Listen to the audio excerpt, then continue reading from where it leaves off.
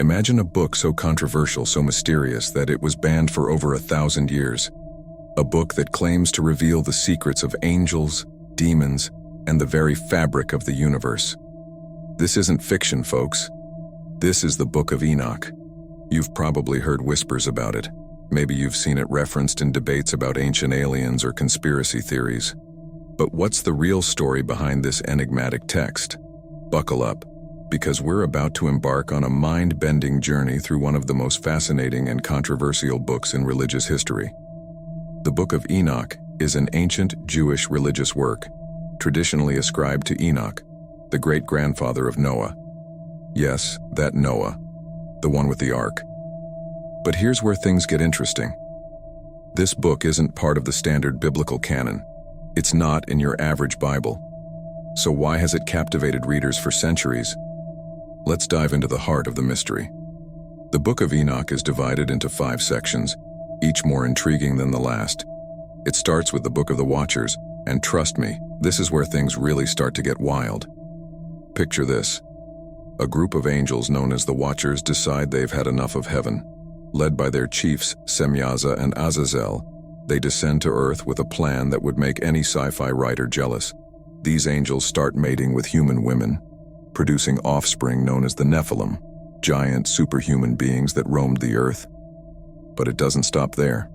These fallen angels weren't content with just shaking up the gene pool. They started teaching humans all sorts of forbidden knowledge. We're talking about metallurgy, weaponry, cosmetics, astronomy, and even magic. Imagine a prehistoric society suddenly getting a crash course in advanced technology and occult practices. It's like an ancient version of The Matrix, where humanity is suddenly unplugged and given access to hidden knowledge. Now you might be thinking, that sounds pretty cool actually. What's the problem? Well, according to the Book of Enoch, this didn't sit well with the big guy upstairs. This transfer of celestial knowledge to humanity was seen as a corruption of the natural order. The book describes how this led to increased violence and sin among humans, eventually culminating in the Great Flood. Yes, that flood. The one Noah survived. But the Book of Watchers is just the beginning. Let's talk about Enoch's celestial road trip. The text describes Enoch's journeys through earth and heaven, and let me tell you, it makes your average travel vlog look like a trip to the grocery store. Enoch is taken on a cosmic tour by angels, witnessing things that would make even the most hardened sci-fi fans' jaw drop. He sees the ends of the earth, the pillars of heaven, and even the prison where fallen angels are held. It's like a behind-the-scenes tour of the universe. One of the most mind-bending parts of this journey is Enoch's description of the throne of God. He talks about a crystal structure, wheels of fire, and eyes all around. If this sounds familiar to you Bible buffs out there, that's because it bears a striking resemblance to the vision of Ezekiel in the Old Testament. Some scholars argue that Enoch's vision influenced later apocalyptic literature, including parts of the Bible itself. But Enoch's cosmic tourism doesn't stop there. He's shown the storehouses of the winds, the cornerstone of the earth, and even the place where the souls of the dead reside. It's like a celestial geography lesson, mapping out the spiritual realms in vivid detail. Now, let's talk about one of the most controversial and fascinating parts of the Book of Enoch, its prophecies. The book contains detailed predictions about the coming of the Messiah, referred to as the Son of Man. These prophecies are so specific and so similar to Christian beliefs about Jesus that they've been a source of debate for centuries. The book describes this Messiah as a pre-existent divine being who will come to earth to judge the wicked and vindicate the righteous. Sound familiar? This has led some scholars to argue that early Christian beliefs about Jesus were influenced by concepts found in the Book of Enoch. But it's not just about the Messiah. The Book of Enoch also provides a detailed timeline of world history, divided into 10 weeks. Each week represents a period of history, culminating in the final judgment and the creation of a new heaven and earth. It's like a cosmic calendar, laying out the entire plan of the universe from beginning to end. Now let's dive into some of the mind-blowing cosmology described in the Book of Enoch. It presents a universe that's far more complex and multi-layered than the simple heaven and earth concept found in many religious texts. For instance, it describes multiple heavens, usually 7, each with its own purpose and inhabitants. The higher heavens are depicted as places of increasing glory and mystery, with the 7th heaven being the dwelling place of God himself. It's like a cosmic onion, with layers of reality beyond our physical universe. The book also goes into great detail about the movements of celestial bodies. It describes the paths of the sun and moon, the reasons for changing day lengths, and even talks about the stars as sentient beings with their own laws and natures. In an age before advanced astronomy, this level of cosmological speculation is truly remarkable. One of the most intriguing aspects of the Book of Enoch is its detailed angelology. It names and describes various classes of angels, each with specific roles in the cosmic order. We're introduced to the seraphim, cherubim, and ophanim, also known as wheels, as well as archangels like Michael, Gabriel, Raphael, and Uriel. These angels aren't just passive observers. They're actively involved in the governance of the universe.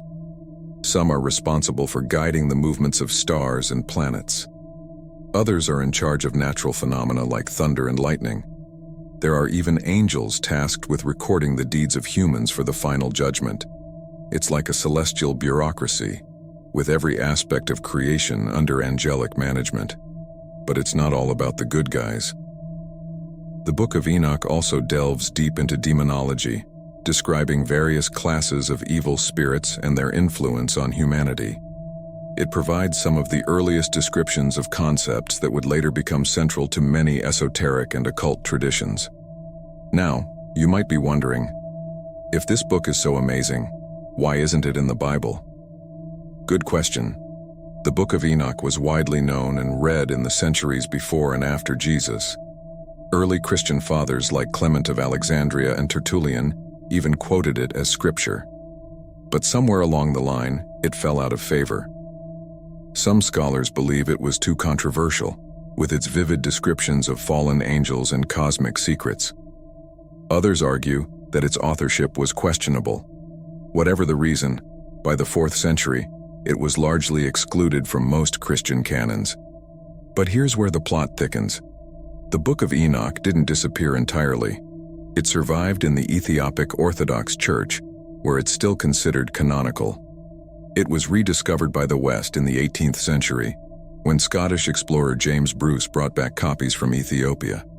Since then, it's been a source of fascination for scholars, theologians, and conspiracy theorists alike. Some see it as a key to understanding early Jewish and Christian thought. Others view it as evidence of ancient alien contact or hidden spiritual truths. The book's influence can be seen in later works, from the Dead Sea Scrolls to medieval Jewish mysticism. Some even argue that it influenced early Christian beliefs about the Messiah and the end times.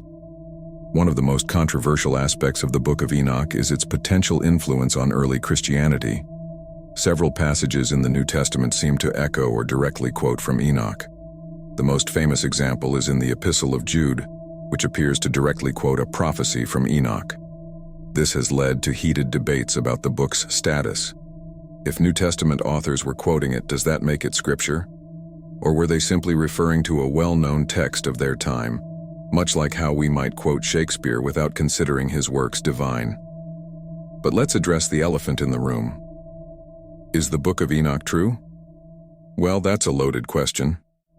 It's certainly an authentic ancient text, but its historical and theological accuracy is hotly debated. Some see it as divinely inspired, others as a work of religious fiction. What's undeniable is its impact on religious thought and popular culture. From inspiring artwork to fueling conspiracy theories, the Book of Enoch continues to captivate imaginations worldwide. In recent years, the Book of Enoch has gained new life in popular culture. It's been referenced in movies, TV shows, and novels. Some people see it as a source of hidden knowledge about extraterrestrial life, ancient civilizations, or suppressed spiritual truths. Its descriptions of fallen angels and their offspring have fueled countless theories about ancient aliens and hidden histories. Its cosmological speculations have been seized upon by those looking for evidence of advanced scientific knowledge in ancient texts. Whether you see these interpretations as insightful or far-fetched, they speak to the enduring power of this ancient text to spark our imaginations and challenge our understanding of the world. So whether you're a skeptic or a believer, the Book of Enoch offers a fascinating glimpse into ancient beliefs about the cosmos, good and evil, and humanity's place in the grand scheme of things. It's a reminder that our ancestors grappled with the same big questions we do today and came up with answers that are still captivating us thousands of years later. As we wrap up this cosmic journey, I want to leave you with a thought. The Book of Enoch, whether fact or fiction, challenges us to look beyond the ordinary, to question our assumptions about the world. In a universe full of mysteries, sometimes the most intriguing stories are the ones that blur the line between heaven and earth. So the next time someone mentions the Book of Enoch, you'll know there's more to it than just another dusty old text. It's a window into a world of cosmic drama, ancient wisdom, and timeless questions. And who knows? Maybe, just maybe, it holds some truths we've yet to fully understand. After all, in a universe as vast and mysterious as ours, who are we to say what's possible and what isn't?